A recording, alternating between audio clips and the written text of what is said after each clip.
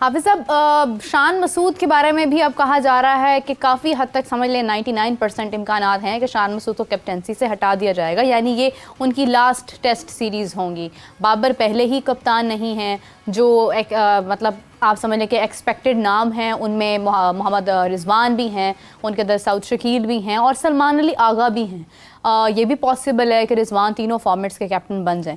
शान मसूद ने समझ लें कि कोई 6 मैचेस में मुसलसल जो है वो कोई कारकर्दगी विनिंग की तरफ नहीं जा सकी है, बैड लक रही है, शायद बुरे डिसीजंस थे।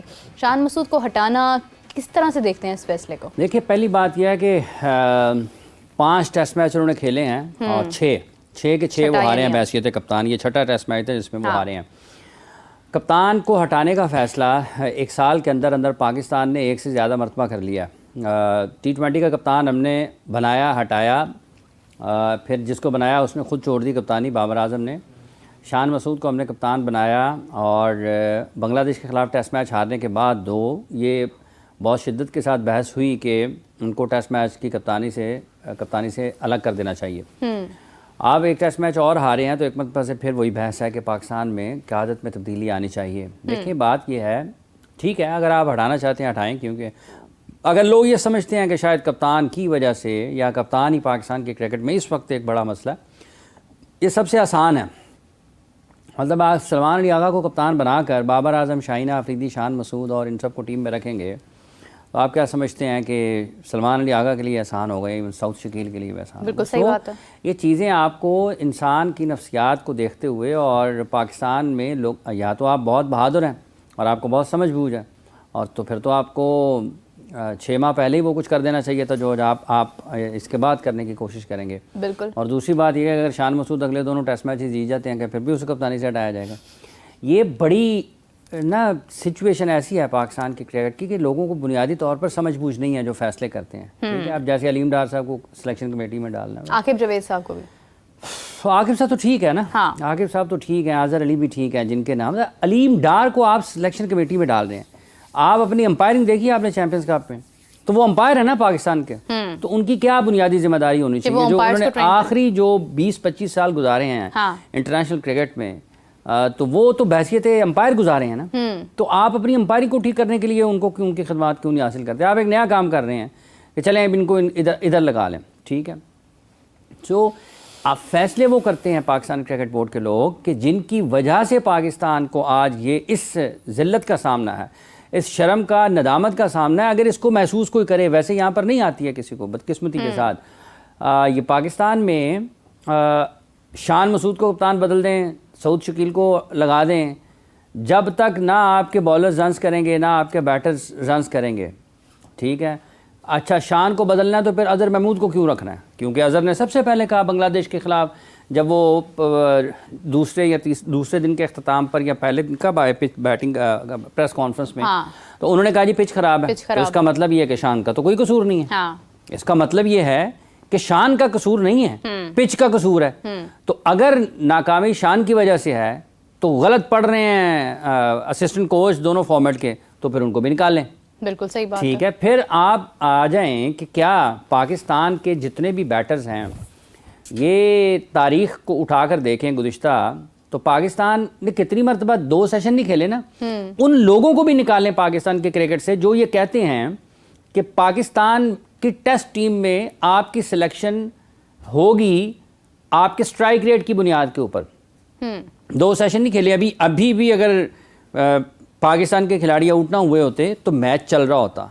हाँ, 4:12 हुए हैं, बिल्कुल मैच ऑन होता, मैच चल रहा होता, तो आपकी तो टीम आउट हो गई है। तो किस स्ट्राइक रेट की और किस इंटेंट की बात करते हैं? अच्छा, किस स्ट्राइक रेट की अहमियत क्या है? तो ये तो वो लोग जो फैसले करते हैं ना, जो अभी ये फैसला कर रहे हैं कि अलीम डार साहब को उन्होंने सिलेक्शन कमेटी में लगाना है, तो जब आपकी सिलेक्शन, अगर आपने शान को बदलना है, देखें 2023 में अगर किसी को समझ बूझ होती, जब पाकिस्तान वर्ल्ड कप हारा है, एक मैं देखें जो नाकामी है ना, चले 2023 के वर्ल्ड कप को एक तरफ रखते हैं, 2023 के वर्ल्ड कप से लेकर आज तक एशिया कप को भी मिला लें, उसमें शामिल कर लें जिसको भी आपने करना है। तो 2023 के, चूंकि उसमें हमने इकट्ठे काम शुरू किया था, उससे शुरू कर दें और आज तक आ जाएं।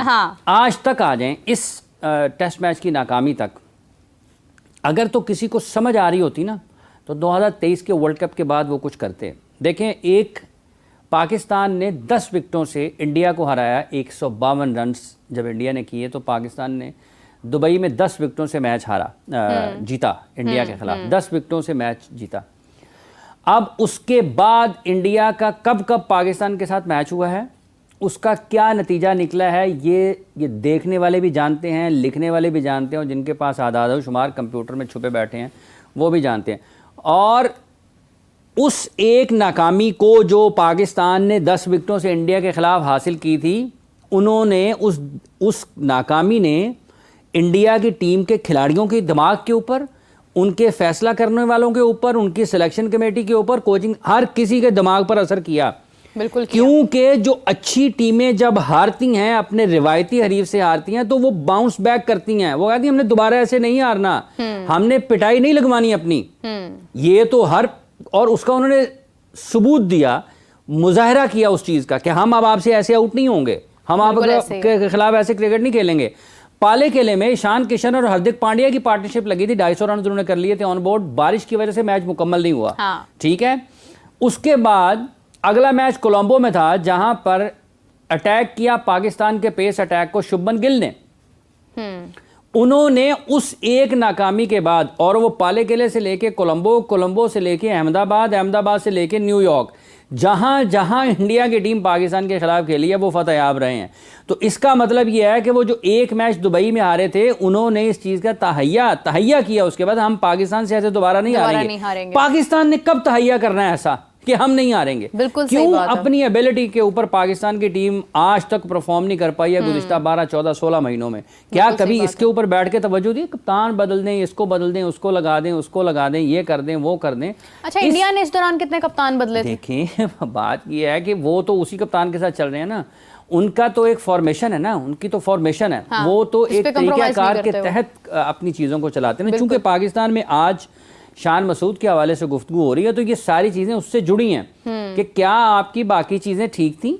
ठीक है, 6 टेस्ट मैच आपने उनको दिए हैं। आप बताएं कि जब ऑस्ट्रेलिया में पाकिस्तान क्रिकेट खेल रहा था, ड्रॉप कैच आपके हुए, यहाँ पर भी ड्रॉप कैच हुए हैं।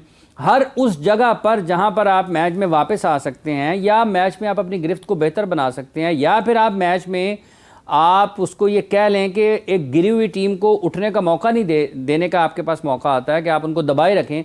हर जगह पे तो आप अपनी गिरफ्त कमज़ोर करते हैं। तो ये सिर्फ कप्तान की तब्दीली इस वक्त में देखें, ये वो कप्तान नहीं है जिसने कोई 2, 3, 4 साल पाकिस्तान के लिए कप्तानी की हुई है। लोग ये कहेंगे कि बाबर के बारे में ये बात होती थी कि उसको हटा दिया जाए। उसकी वजह यह है कि 4 साल एक बहुत टाइम होता है किसी भी एक कप्तान के लिए। इतना टाइम तो हमारे वज़ीर आज़म को नहीं मिलता। हाँ, नहीं मिलता। हालांकि वो सारे करोड़ अरबों रुपए खर्च होते हैं इलेक्शन प्रोसेस पर, और लाखों करोड़ों वोट्स उसके साथ होते हैं। पूरे मुल्क में इंतखाबी अमल होता है, उसके बावजूद उनको इतना वक्त नहीं मिलता। और हर वक्त उनको यही उनको खदशा लगा रहता है कि अब गए, अगले दिन आए तो पता नहीं अदम एतमाद हो जाएगी। सो उसके बावजूद भी ये जो एक प्रोसेस है, इस वक्त का जो हालात है पाकिस्तान के क्रिकेट के, अगर तो इसी तरीके से इन्होंने सोचना है ना कि मोहम्मद रिजवान को कप्तान बना दें और उसको बना दें और उसको बना दें, इसका मतलब ये है कि अगर कप्तान बनने के बाद किसी कप्तान, बाबर आजम कप्तानी से हटे, टीम की कारकर्दगी तो ठीक नहीं हुई। बाबर आजम दोबारा कप्तान बने, टीम की कारकर्दगी तो ठीक नहीं हुई, खराब ही रही। अब शान मसूद को अब दोबारा कप्तानी से कप्तान बनाकर उसको हटा दिया जाएगा। टीम की कारकर्दगी अगर ठीक नहीं होगी तो इसका मतलब ये है कि आपके मसाइल कुछ और हैं। मसाइल इस वक्त पाकिस्तान की क्रिकेट के, और गुज़िश्ता 1.5-2 बरस से बिलखसूस, और उसमें कुछ महीने अगर आप बढ़ाना चाहते हैं तो बढ़ा लें। पाकिस्तान की क्रिकेट का मसला, इन क्रिकेटर्स की भी कारकर्दगी का मसला क्रिकेट से हटके है। इसको समझ लेंगे जितनी जल्दी उतना इनकी ज़िंदगी में सहूलत आ जाएगी, आसानी आ जाएगी। ये अगर नहीं समझेंगे तो नहीं होगा, और बुरा हाल हो जाएगा। ये जितना उसमें ताख़ीर करेंगे, देखें मर्ज़ जितना पुराना होगा, ज़ख्म जितना गहरा होगा, उसको भरने में उतना ही टाइम लगेगा। मर्ज़ जितना पुराना होगा, उसको ठीक होने में उतना ही ज़्यादा वक्त लगेगा।